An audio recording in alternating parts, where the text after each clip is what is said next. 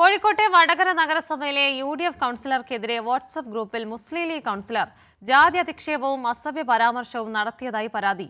പട്ടികജാതി വിഭാഗത്തിൽപ്പെട്ട 47-ാം ward councillor ദിനേശിനെ league നേതാവും നഗരസഭാ കൗൺസിലറുമായ ജലാലുദ്ദീൻ അധിക്ഷേപിച്ചെന്നാണ് പരാതി.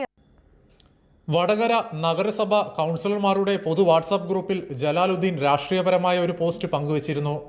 ഇതുമായി ബന്ധപ്പെട്ട സംഭവം ശരിയല്ലെന്ന് UDF കൗൺസിലർമാരുടെ ഗ്രൂപ്പിൽ ദിനേശൻ ചൂണ്ടിക്കാട്ടിയതോടെയാണ് തർക്കമുണ്ടായത്.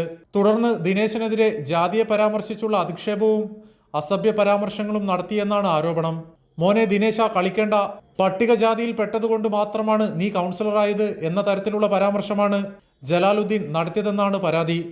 ഇനി തലയേറ്റി കിടക്കൽ ഗുണമല്ല. ഞങ്ങൾക്ക് പട്ടിക എന്ന് പറഞ്ഞപ്പോൾ കിട്ടിപ്പോലും എന്റെ സ്വപ്നത്തിൽ കൗൺസിലറാകാൻ പറ്റും. എനിക്ക് ന്യായമില്ല. പിന്നെ അയാൾ ഇപ്പോൾ ഞങ്ങൾക്ക് ബുക്കോലോ കിട്ടിയോണ്ട് ഇനി വന്നതാണ്. മര്യാദക്ക് ചെയ്തോളണം. കാരണം വെച്ചിട്ടുണ്ടെങ്കിൽ ഇനി പറയേണ്ട ആവശ്യമില്ല.